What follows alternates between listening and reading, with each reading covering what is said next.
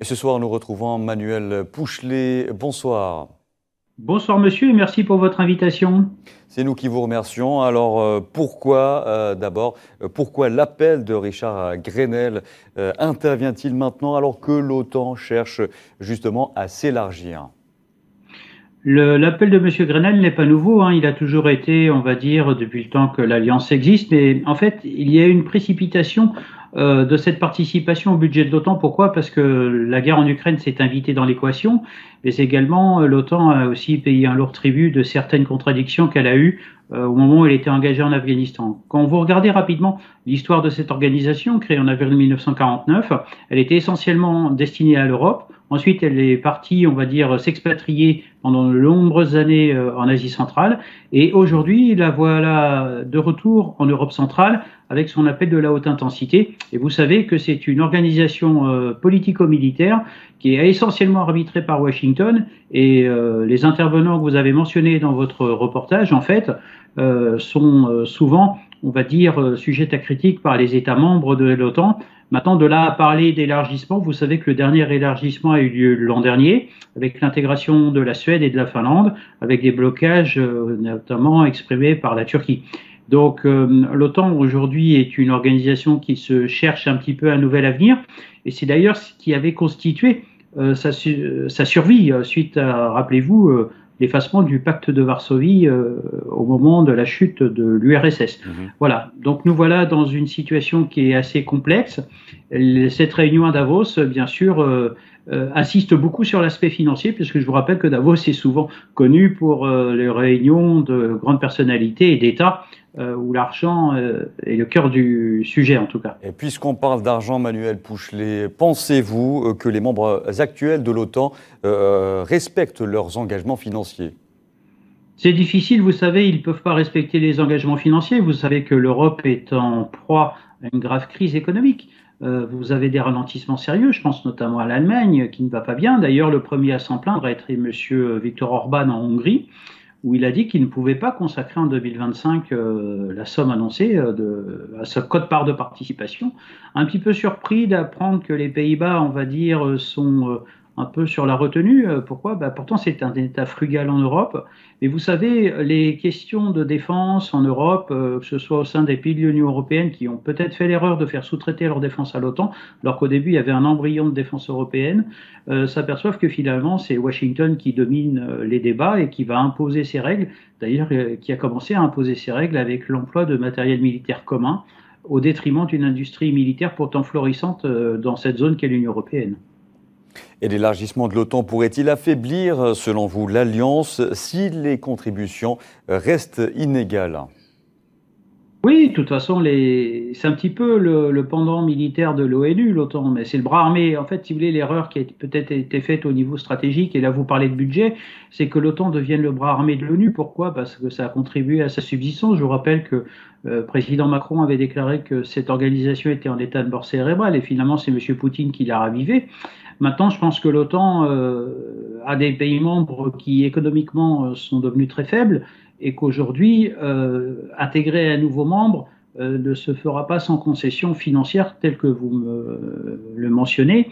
Mais aujourd'hui, on a des grands déséquilibres en matière de défense en Europe, entre perception de défense, parce que vous avez aussi un petit peu, quand même, il faut le dire, une querelle d'ego entre les États-Unis, les Britanniques, les Français, les Allemands sur ces questions de défense, où justement il faut que, je vais reprendre volontairement une belle expression qui a été empruntée par le président français, qui est de conserver l'autonomie stratégique. Et avec l'OTAN, je pense que les Européens l'ont perdu en tout cas. Et comment en général les pays de l'OTAN, selon vous, réagissent-ils à ce genre de pression, en l'occurrence aujourd'hui celle des États-Unis? Vous savez, je pense qu'ils n'ont pas tellement le choix. On va reprendre une expression connue qui est le choix de se soumettre ou de se démettre. Et je pense que pour certains pays de l'OTAN, notamment, vont subir une grande pression. D'ailleurs, même le discours du secrétaire général de l'OTAN que vous avez mentionné, il a dit oui, il faudrait consacrer plus de budget. Et d'ailleurs, il avait même donné des conseils au détriment du ministère de l'Éducation nationale ou même du sport ou de la santé. Mais ce qu'il oublie, c'est qu'aujourd'hui, les budgets de l'OTAN sont de plus en plus élevés. Pourquoi? Puisque la menace est polymorphe et la panoplie de matériel militaire, qu'on appelle des systèmes d'armes, sont devenus de plus en plus coûteux. Maintenant, il reste quand même une inconnue, c'est le recrutement. Aujourd'hui, l'Europe a des problèmes de de recrutement pour ces armées. Donc on a moins d'effectifs, mais des matériels plus ambitieux en tout cas. Mais quand vous regardez ce qui se passe en Ukraine, avec les premiers enseignements et les enseignements, on va dire, actuels, on parle de combats de haute intensité, et pour l'instant, l'OTAN, comme l'avait dit M. Poutine, à juste titre, elle a un problème de munitions et de qualification. Donc si vous voulez, ces budgets militaires ne font que croître. Pourquoi? C'est lié à la technologie des matériels, et puis en même temps, vous avez la mainmise de Washington qui oblige les pays membres de l'OTAN à se doter et à acheter chez eux. Très bien, et selon vous aussi, l'insistance sur les contributions financières pourrait-elle détourner l'attention des priorités sécuritaires de l'OTAN? Non, je pense que Donald Trump, pour attention, il faut se méfier, vous savez, des déclarations de Donald Trump, elles sont toujours un peu tonitruantes, mais attention, c'est pas la première fois qu'il martèle son discours avec cette menace de se retirer en cas de non-participation. Ce qu'il faut constater, c'est que en fait, les pays membres de l'OTAN sont aussi des pays contributeurs aux missions des Nations Unies, pour lesquels ils dédient aussi une partie de leur budget défense pour participer à ces missions. Il faut faire remarquer d'ailleurs que les Américains ne font pas de mission ONU, même s'ils la financent à grands frais. Maintenant, en ce qui concerne l'OTAN, ce qu'il faut retenir dans cette organisation qui doit se réformer, c'est pour cela qu'aujourd'hui vous avez ce symbole fort qui est d'organiser ce meeting, cette réunion, excusez-moi, à Davos, dans la mesure où on parle d'aspects financiers. Les Américains vont mettre la pression puisqu'il serait non judicieux de la part des États-Unis de faire pression sur l'OTAN, sachant qu'elle en aura dans un très très court instant besoin, notamment en zone asiatique avec l'AUKUS. Je vous rappelle que l'AUKUS est une organisation équivalente à l'OTAN qui va regrouper certains pays membres de la zone Pacifique pour éventuellement, on va dire, affronter la Chine. Par rapport à son projet de Taïwan. Mais encore une fois, vous avez bien raison d'insister sur cette question. L'argent est malheureusement le nerf de la guerre. Et quand on fait la guerre, elle n'est pas seulement militaire, mais elle est aussi économique. Et actuellement, les pays de l'OTAN sont exposés à des sanctions économiques de par certains entêtements de certains dirigeants où ils n'arrivent pas, si vous voulez, à retrouver un second souffle parce que les économies sont devenues flaméliques, tout simplement.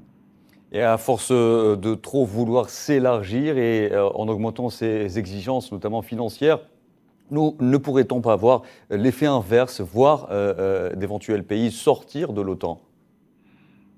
Je pense qu'il serait une erreur de faire sortir des pays de l'OTAN. Maintenant, je vous rappelle que certains pays participent à l'OTAN, mais pas avec la même intensité en termes d'engagement, en termes de fourniture de matériel, en termes de formation, en termes de soldats présents lors des missions de l'OTAN. On avait déjà observé ce déséquilibre lors des missions en Afghanistan. Pourquoi? Parce que les pays membres de l'OTAN prennent aussi en compte, hormis cette organisation militaire, les doléances des populations de ces pays membres. Vous savez, ce sont des sujets souvent tabous, je pense notamment côté allemand, où même des fois les anciens pays de l'Est s'interrogent aussi sur l'OTAN et cette participation, parce que leurs économies sont relativement faibles et que les populations ont d'autres priorités. Vous n'avez pas ce discours, si vous voulez, belliciste qui existait, il fut un temps, au moment de sa création. Les anciennes alliances, finalement, vous pouvez, j'allais dire, annuler, j'ose pas dire tuer les idées ou les hommes, mais malheureusement, vous ne tuerez jamais les idées. C'est malheureusement l'OTAN, je pense qu'aujourd'hui, doit se réformer, comme je le dis. Elle cherche un nouveau souffle financier, mais force est de constater qu'elle, pour l'instant, ces interrogations qui s'opposent à elle et se confrontent à elle, notamment quand on voit la réussite de la Russie avec le conflit en Ukraine, s'interroge et ce meeting, espérons-le, on devra attendre la fin de cette réunion, si vous voulez, à Davos, pour avoir des réponses, mais je pense que l'OTAN aujourd'hui est arrivé au bout de certaines solutions qui étaient encore valables dans les années 2000 et qu'en 2025 ne fonctionnent plus. Et vous avez évoqué l'Ukraine à l'instant, Manuel Pouchelet. Que signifie justement cet appel américain pour les pays candidats comme l'Ukraine ou la Géorgie? Alors l'Ukraine, moi j'ai eu la chance de la voir à l'œuvre lors d'un mandat OTAN en ex-Yougoslavie en 97 pour être plus précis. Les soldats ukrainiens avaient été engagés dans la région de Mostar et effectué les gardes d'infrastructures, on va dire civiles, pour éviter des destructions. Maintenant, intégrer l'Ukraine dans l'OTAN est une erreur puisqu'elle va provoquer bien sûr la colère, excusez-moi, de M. Poutine, parce que les moyens militaires de l'OTAN aux portes de la Russie, c'est quelque chose d'impossible. Je pense qu'il serait peut-être plus judicieux de penser à un mandat ONU renforcé un petit peu tel qu'on le trouve au Liban, mais bon, on en a vu bien sûr certaines limites lors de vos précédentes invitations. Maintenant, je pense que mettre Oui. l'OTAN aux portes de l'Ukraine est une grave erreur, puisque M. Poutine va au contraire poursuivre, on va dire, son offensive sur l'Ukraine.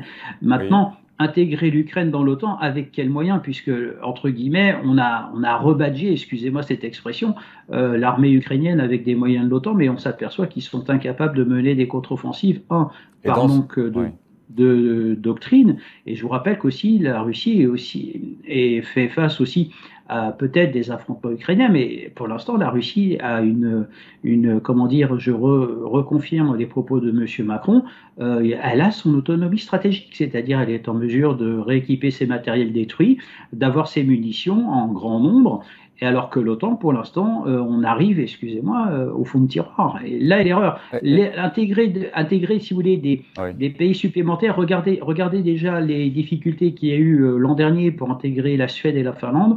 Je ne pense pas que la Turquie, on va dire, soit favorable avec l'intégration de l'Ukraine au sein de l'OTAN, en tout cas.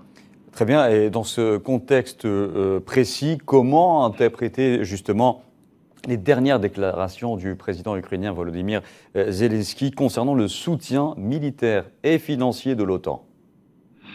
Vous savez, M. Zelensky fait beaucoup de déclarations depuis quelques mois. Pourquoi? Parce qu'il sait pertinemment que la guerre en Ukraine risquerait de se terminer plus rapidement qu'il ne le pense, avec la volonté de M. Trump, d'ailleurs, qui est revenu souvent sur le sujet lorsqu'il est venu à Paris pour inaugurer Notre-Dame, et puis ces derniers temps, au moment de son intronisation. Il souhaite que cette guerre cesse impérativement. Pourquoi? Parce qu'elle a consommé beaucoup d'hommes et de moyens, et qu'aujourd'hui, je pense qu'il faut se rendre à l'évidence que le président aussi Zelensky ne fait plus l'unanimité. M. Zelensky demande, M. Zelensky exige, mais en même temps, on a déjà prévenu M. Zelensky que l'usage de certaines armes ne devait pas dépasser certaines frontières. Donc, si vous voulez, on est en pleine contradiction. On s'aperçoit que M. Zelensky ne tient pas non plus parole. Et aujourd'hui, quand vous regardez au sein des pays de l'Alliance Atlantique ainsi qu'au sein de l'Union européenne, là je vais associer les deux structures régionales, des pays aujourd'hui sont beaucoup plus modérés sur cette présidence, on va dire, ukrainienne et politique menée par M. Zelensky, à tel point qu'aujourd'hui, même dans son armée, il y a aussi des défections. Vous savez, vous avez aussi des pays de l'OTAN qui se sont engagés à former l'armée ukrainienne, mais puis du jour au lendemain, vous avez des désertions. Beaucoup Très bien. d'interrogations, si vous voulez, sur M. Zelensky, sa politique de défense, ainsi que la nomination de ces généraux qui s'interrogent de leur côté. Et pour revenir, Manuel Pouchelet, à l'exigence d'une juste part voulue par l'administration de Donald Trump, pourrait-elle aggraver, cette exigence pourrait-elle aggraver les divisions au sein de l'Alliance? Oui, je pense que de toute façon, M. Trump, il faut savoir que quand vous regardez un petit peu l'histoire de l'OTAN, mais surtout la politique de Donald Trump la plus récente, il cherche à diviser les membres de l'OTAN. D'ailleurs, il avait, on va dire, un cheval de Troie, pour reprendre cette expression un peu ancienne, qui est le Royaume-Uni, si vous voulez. D'ailleurs, M. Trump impose aux pays membres de l'OTAN de s'équiper avec le matériel américain, et sachant qu'ils n'ont pas forcément les finances, et en plus, le matériel américain qui était commandé et qui peine à être livré pour des raisons de problèmes techniques ne fait pas non plus l'unanimité. Alors c'est quand même un petit peu contradictoire, si vous voulez, vous avez une organisation militaire qui a sa propre industrie de défense qui pourrait, entre guillemets, solutionner certains problèmes et qui est incapable de faire face. Et d'ailleurs, sachant qu'une chose, c'est que quand vous vendez des systèmes d'armes, il faut aussi, bien sûr, la formation et bien sûr le volet munitions qui n'est pas non plus non négligeable. Mais quand vous regardez, cela va risquer, je pense que les premiers craquements, si je puis me permettre, vont apparaître au sein de l'OTAN, notamment avec les pays de l'Est, où vous savez, ils ont quand même toujours entretenu des liens forts avec la Russie. Et je pense que les Très premiers bien. seraient peut-être les Slovaques et les Hongrois, en tout cas. Très bien. Merci beaucoup, Manuel Pouchelet, d'avoir répondu à nos questions. Je rappelle que vous Merci à êtes vous. expert en géopolitique. Merci à vous.